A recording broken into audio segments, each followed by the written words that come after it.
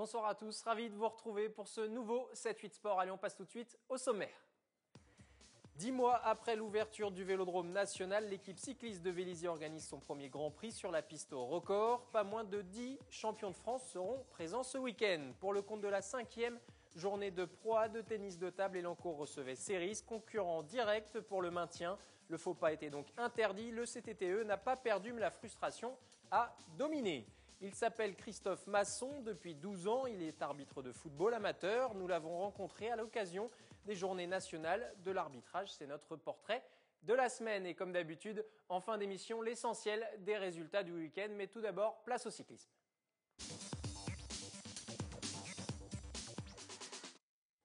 Je le disais dans les titres de ce 7-8 Sport, ce week-end, le dimanche 9 novembre, le Vélodrome national va accueillir son premier Grand Prix interrégional de cyclisme sur piste, un événement organisé par le club de Vélizy. L'organisateur est présent sur le plateau du 7-8 Sport. Jean-Michel Richefort, bonsoir à vous. Bonsoir. Merci de passer sur le 7-8 Sport. Et notre nouveau consultant que vous avez l'habitude maintenant de voir, Yann Dujarier, est présent aussi ce soir. Bonsoir Yann. Bonsoir Anthony. Tout d'abord, première question, Jean-Michel, comment s'est créée cette idée d'organiser enfin un premier Grand Prix, j'ai envie de dire, sur la piste du Vélodrome? Oui, enfin un premier Grand Prix, parce que nous avons eu les championnats de France, nous allons avoir les championnats du monde, et Vélizy est un peu le club référent pour la piste dans les Yvelines, parce que nous n'avons pas moins de 16 pratiquants réguliers, assidus au Vélodrome. Des médaillés en et plus. des médaillés. Nous avons cette année deux champions de France. 2 champions de France, 3 participants au championnat du monde, et tout naturellement, donc, il était légitime que que l'équipe cycliste de Vélizy organise une première compétition pour permettre aux régionaux, mais aussi aux espoirs et aux champions de demain, c'est la relève, de pouvoir s'exprimer sur ce magnifique outil qu'est le Vélodrome national. Difficile d'attirer aujourd'hui des talents, des poids lourds, comme on dit un peu, de la discipline sur un Grand Prix comme ça? Non, tout naturellement, nous avons des représentants de 12 comités régionaux. Ils viennent de Bretagne, de Bourgogne, du Nord-Pas-de-Calais, de Rhône-Alpes. Et c'est l'attirance du Vélodrome. Ce Vélodrome va susciter forcément des vocations. Et l'objectif de ce Grand Prix, c'est de faire naître des vocations. Alors, vous le disiez, pas moins de 10 champions de France. Nous avons des champions de France cadets, des champions de France juniors, des champions de France seniors également, et des champions de France master, mais dans les catégories juniors, vu le plateau qui sera présent dimanche, nous avons la relève et l'élite de demain, des gens qui vont succéder aux Bourget et Pervis. Oui, hein, on peut penser notamment à Sébastien Vigier, vice-champion du monde 2014, ou encore Maximilien Clerc. Ça, c'est la relève, Yann, justement, qu'on va pouvoir voir ce week-end. C'est important qu'il s'exprime déjà sur cette piste qu'est le Vélodrome. De toute façon, c'est de toute façon important qu'ils puissent y faire des compétitions. Sur le championnat élite, ils n'ont pas été invités. C'est un petit peu dommage. Ça aurait fait un peu plus de participants. Donc là, voilà, c'est la raison pour laquelle ils répondent tous présents. Hein. Venir prendre des marques. Et elle est identique que pour les grands champions, venir faire une compétition sur le Vélodrome pour savoir comment ça va réagir. Jean-Michel Richefort, vous parlez tout à l'heure de faire naître des vocations. Le Vélodrome a dû changer beaucoup votre quotidien au club de Vélizy. Non, maintenant vous vous entraînez quasiment exclusivement, j'imagine, au Vélodrome? Oui, avant il y avait la CIPA, la fameuse piste. L'anneau historique de Paris, mais il y avait Saint-Denis également, il y avait Aulnay-sous-Bois. Ce sont toujours des vélodromes de plein air. Hein. Il y aura toujours des compétitions. Mais là, aujourd'hui, avec un tel outil, avant on connaissait Pékin, Moscou, Manchester, bien sûr, qui est la Mecque du vélo, mais aujourd'hui, c'est vraiment un des plus beaux, sinon le plus bel outil au monde que ce vélodrome, et il serait dommage de ne pas l'utiliser, bien sûr pour les champions, pour l'équipe de France qui s'entraîne, mais après, pour tout le monde.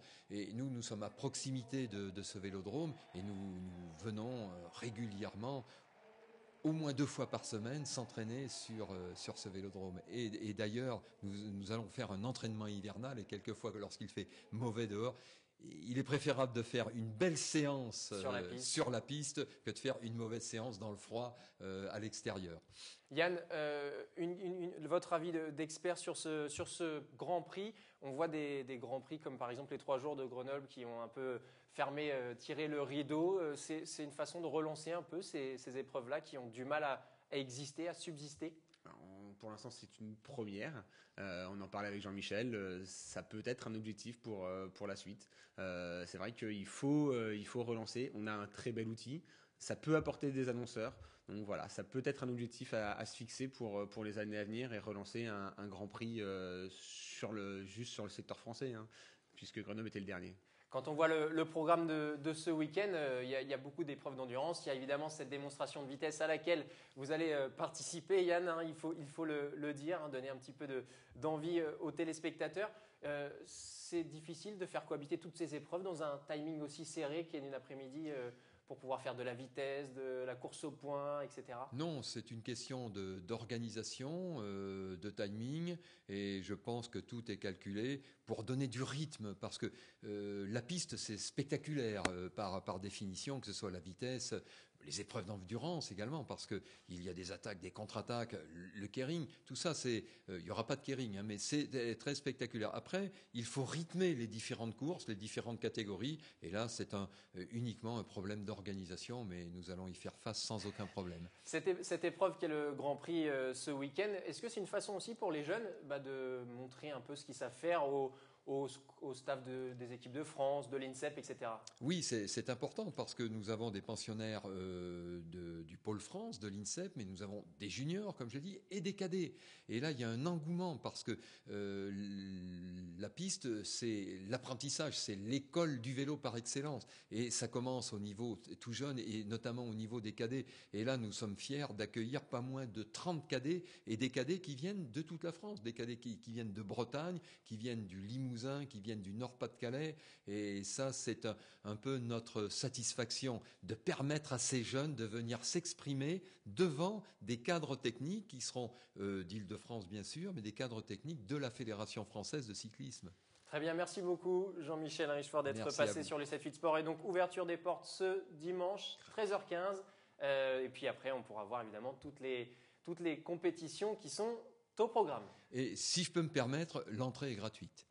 C'est parfait, c'est noté en tout cas pour tous les passionnés. On va rester avec nous, on va continuer à parler de cyclisme puisque Yann Dujarrier est présent ce soir sur le plateau du 7-8 Sport puisqu'il y a eu les championnats d'Europe, Yann, qui ont eu lieu il y a quelques jours et toute la délégation française n'était pas présente puisque François Pervis n'était pas en Guadeloupe, mais d'autres pistards étaient là, notamment Quentin Lafargue qui a cette médaille de bronze sur le kilomètre.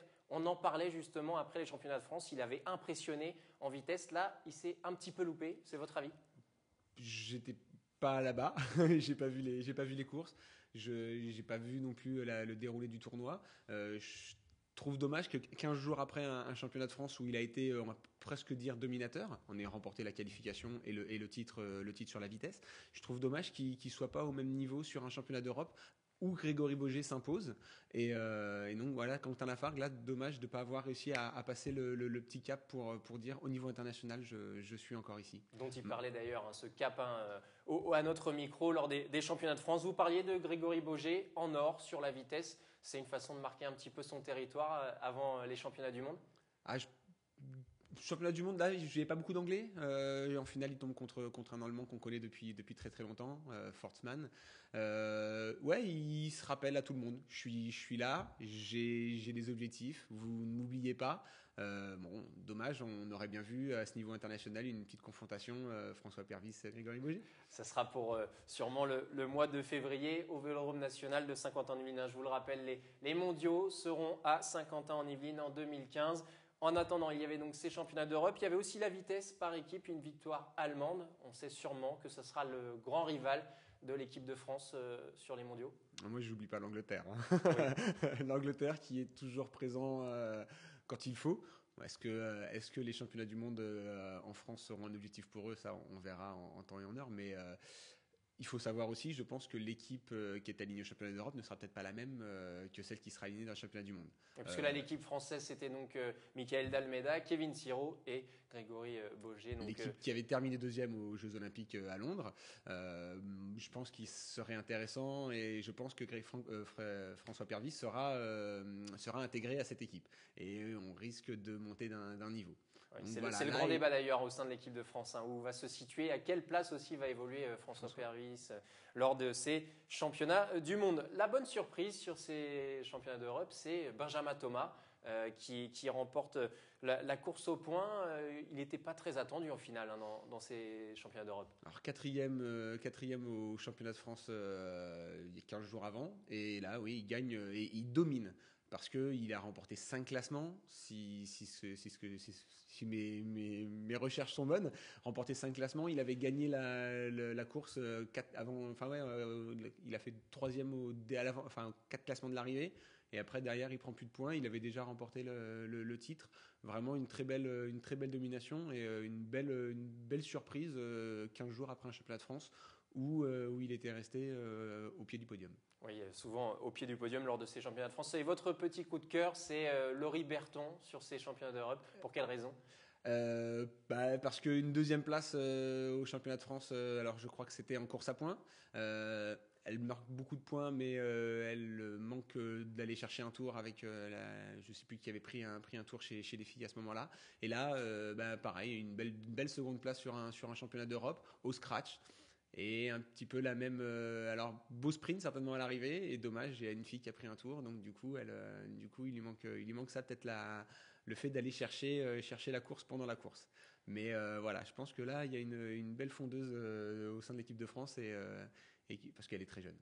Oui, elle est très jeune, c'est vrai que Laurie Berton, c'est sûrement la relève de l'équipe de France. Dernière question, ces championnats d'Europe, pour vous, c'était une façon de continuer de préparer déjà les mondes qui seront à 50 ans en Yvelines en 2015? On est trop loin. On est trop loin en timing. Là, les Coupes du Monde qui vont arriver vont commencer vraiment à établir plus une hiérarchie au sein de l'équipe de France et vraiment une vraie préparation pour le final de février. Très bien, merci beaucoup Yann d'être passé sur le 7-8 Sport, consultant donc cyclisme pour l'émission. Et vous allez maintenant vous préparer pour cette épreuve de vitesse de dimanche donc au Vélodrome National. Allez, on passe au tennis de table.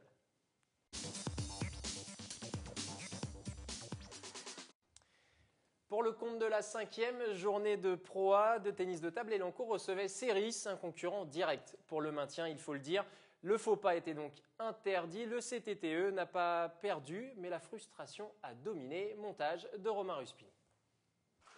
Face à un concurrent direct pour le maintien, Elancourt n'avait pas vraiment le droit à l'erreur au Palais des Sports. Un temps gêné par la défense de son adversaire. En bon fer de lance, Yanan Wang et ses coups droits dévastateurs offrent le premier point au CTTE. Pas en rythme, Eva Odorova met 3-7 pour trouver le bouton du réveil et régler la mire. Les Saint-Quentinoises font le break 2-0. Alors, quand Audrey Zarif s'approche de la table, on se dit qu'Elancourt pourrait avoir presque match gagné à la pause avec 3 points. Mais c'était sans compter sur l'autre sœur Erdeli qui prolonge le suspense et fait monter la tension d'un cran. 2-1 pour Elancourt. Après la pause, les joueuses de Franck Saulnier se rapprochent du but grâce au deuxième succès d'Eva Odorova au prix de points titanesques, comme cet échange de 31 frappes. «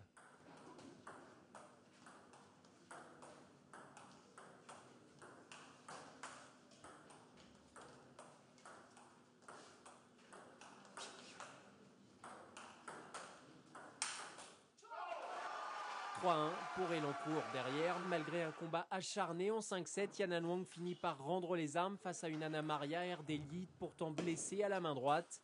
C'est finalement Pauline Chasselin qui arrache logiquement le match nul face à une Audrey Zarif peu inspirée. Elancourt doit partager les points avec Ceris si dans les autres matchs de la journée les résultats sont favorables et permettent au club de conserver sa 5e place. La frustration domine. Dans le contenu, je suis un peu déçu, quoi. Il y avait des choses quand même sur les 2 derniers matchs à faire et puis on n'a pas réussi. Donc c'est comme ça, quoi. Il va falloir réfléchir un petit peu là-dessus, revoir un peu à la vidéo et puis reparler un peu des matchs à domicile.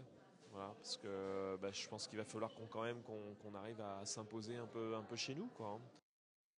Jusqu'au 6 novembre prochain est organisée la 13e édition des Journées nationales de l'arbitrage. Et à cette occasion, nous avons rencontré Christophe Masson. Il est arbitre de football amateur assez expérimenté qui officiait ce week-end dans un championnat, le championnat du dimanche matin. Reportage réalisé avec Yolène Torres et Elodie Moine. Comme presque chaque dimanche, Christophe Masson chausse ses crampons. Mais depuis 12 ans, ce passionné de football suit les matchs, le sifflet à la main. Au centre du terrain, je ne suis pas à 3 mètres près.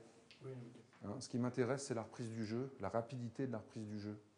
Cet ancien gardien de but est venu à l'arbitrage par passion et non pas pour y gagner sa vie, car il perçoit seulement un défraiement kilométrique. À 50 ans, il prend le sifflet jusqu'à 3 fois par semaine pour oublier le stress du travail. Mais au fil des saisons, il a vu évoluer le comportement des joueurs. Les joueurs sont de plus en plus tendus. Je pense que c'est lié à leurs conditions personnelles, certainement à travers le travail. Je ressens depuis au moins 2 ans des joueurs plus énervés, moins patients. D'ailleurs, moi-même, je suis aussi affecté par ça. Enfin, voilà, dans les périodes de crise, on sent des gens un petit peu plus tendus.